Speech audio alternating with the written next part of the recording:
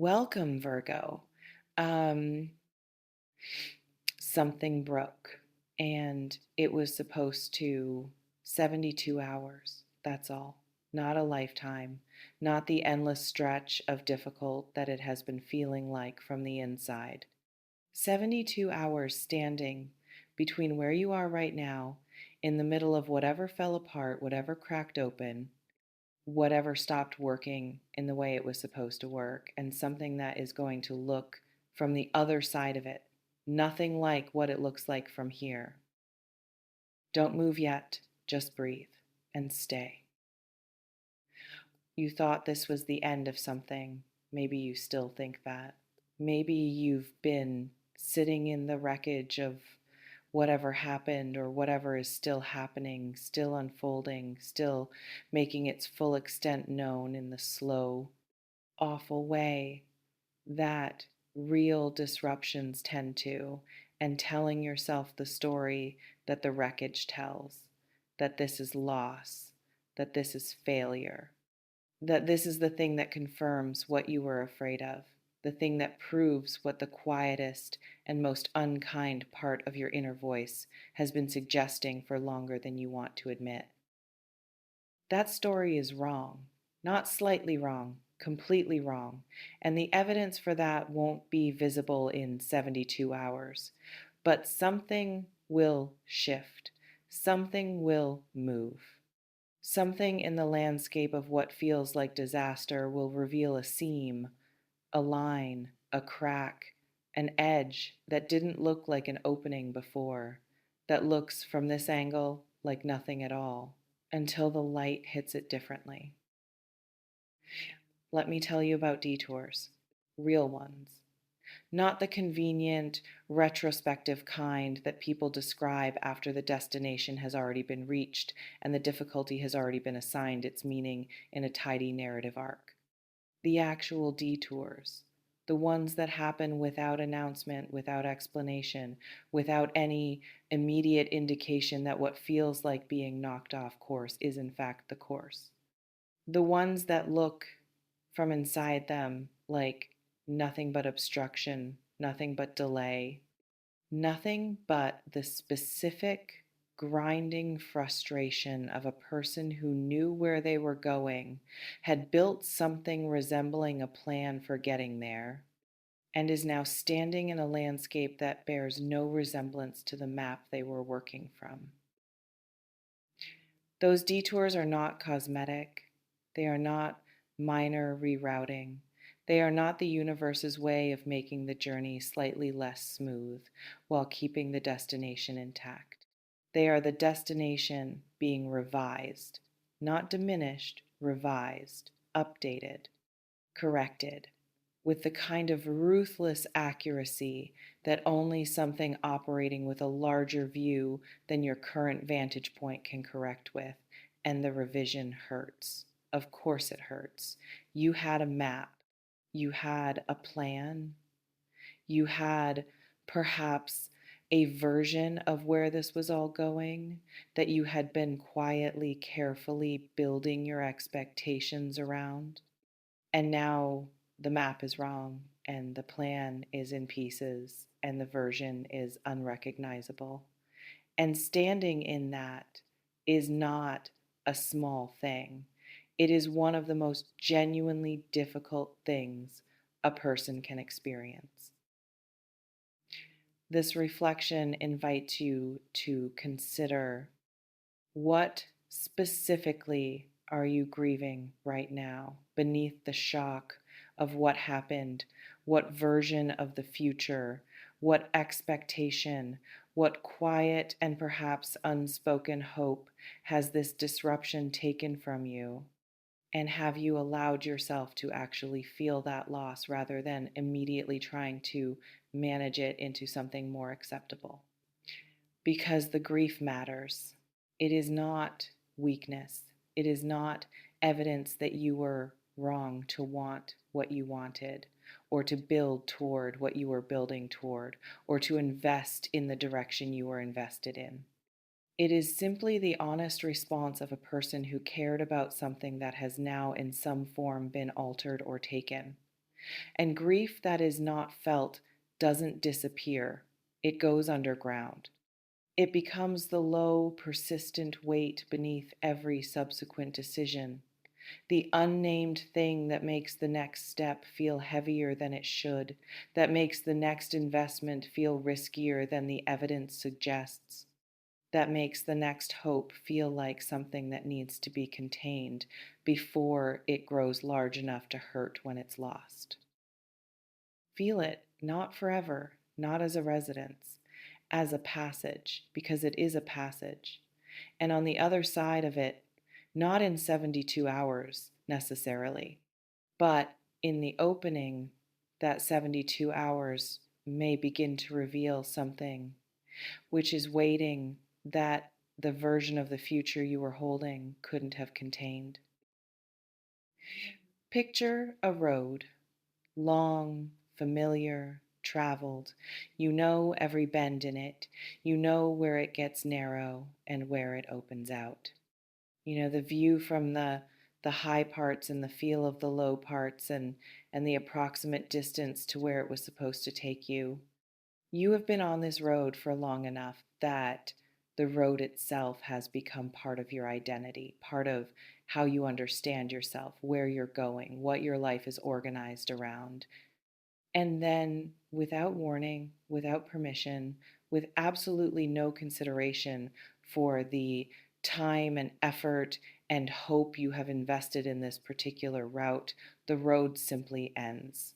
A wall, a closure, a redirection so abrupt that the momentum of your own movement carries you into it before you have any chance to adjust.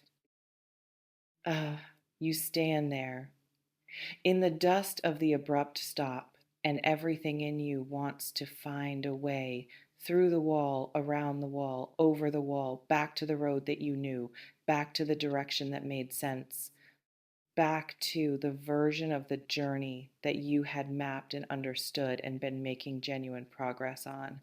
And that wanting is real. It is not irrational.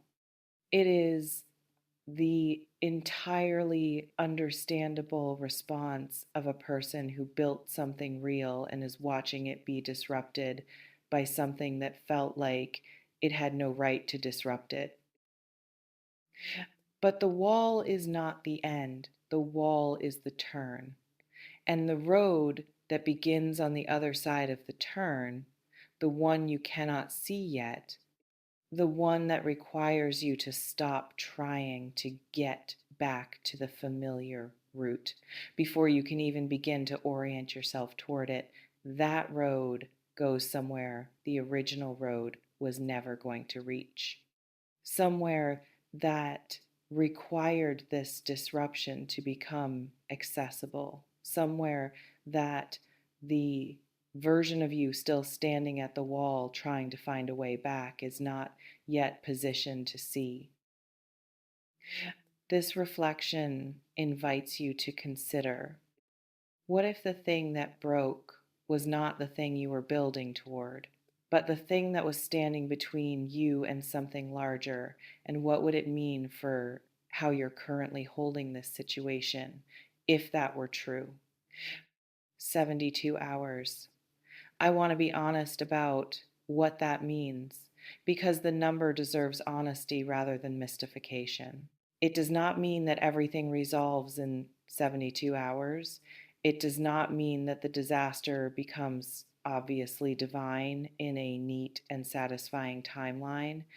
It means that something shifts, something moves. Something in the landscape of what is currently unfolding reveals an edge, a seam, a dimension that was not visible from the position you were in before the disruption happened. Because disruptions do that, they change your position. And changing your position changes what you can see. And what you can see from the new position is not what you could see from the old one.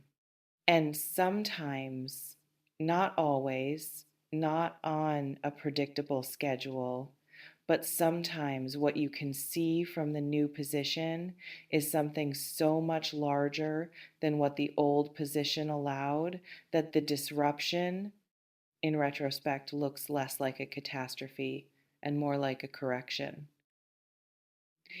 Some of you watching this have been on a path that was good, genuinely good, not wrong, not misguided, not the result of poor judgment or insufficient effort or any of the personal failures that the inner critic tends to reach for when things fall apart. Simply too small. A path built from the materials available at the time, calibrated to the version of you that existed when it was laid, sized for a life that was genuinely the best life you could imagine at the moment the imagining happened. And you've been walking it faithfully, working it diligently, bringing everything you have to a direction that was, by every reasonable measure, the right direction. Until something happened, and the faithful walking and the diligent working are suddenly, abruptly occurring in a landscape that no longer looks like what they were intended for. And the gap between what you were doing and what is now possible, the gap revealed by the disruption, the gap that the disruption created by clearing away what was occupying the space, is the thing this reading is circling. The gap is not empty. The gap is the room. The gap is the space that the too small path was not leaving for what was always in some larger plan that you couldn't see from inside the smaller one, intended for you. This reflection invites you to consider, what has this disruption cleared space for that the path you were on was quietly, without your realizing it, making impossible to access? Let me talk about divine. Not in the religious sense, not with the specific vocabulary of any particular tradition or belief system, in the older, more fundamental sense.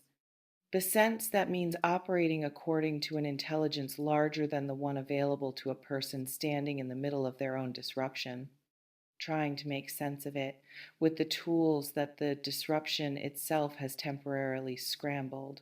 The sense that means there is a logic to this that is not yet visible from where you are standing. A coherence that will become legible as you move through it and beyond it. A purpose that is not cruel, however much it feels that way right now. That is not random, however much the randomness of it has been the most destabilizing thing about it. That is, in ways you cannot yet fully see, oriented towards something that your original plan was never quite large enough to carry. You are not being punished, you are being redirected. And redirections, the divine kind, the kind that operate according to a logic larger than the one available at the moment of the turn, tend to feel from the inside of them exactly like what this feels like, exactly this disorienting, exactly this painful, exactly this wrong. Because the larger logic is not legible from inside the disruption. It requires distance. It requires the movement through that the disruption is right now initiating. It requires the 72 hours and the weeks and months that follow them of continuing to move, even without a clear map, even without the familiar road, even in the direction that currently makes the least comfortable sense, because movement is the only thing that brings the new landscape into view. The power is yours. It always has been. Not the power to undo what broke, not the power to restore the familiar road, but the power to turn slowly, honestly, with full acknowledgement of what is being left behind toward the opening that the wall has revealed. To grieve the original route without using the grief as a reason to stay at the wall forever. To trust not blindly, not naively, but with the specific and hard won trust of a person who has survived disruptions before and found on the other side of them something they couldn't have reached without them, that this redirection is not the end of the story. It is the part where the story becomes worth telling. 72 hours away.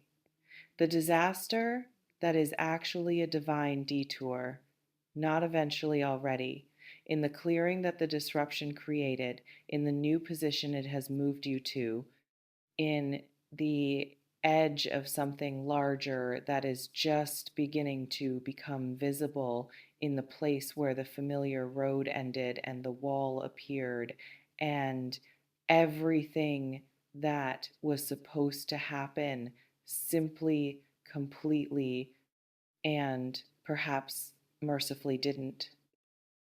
Trust yourself with this.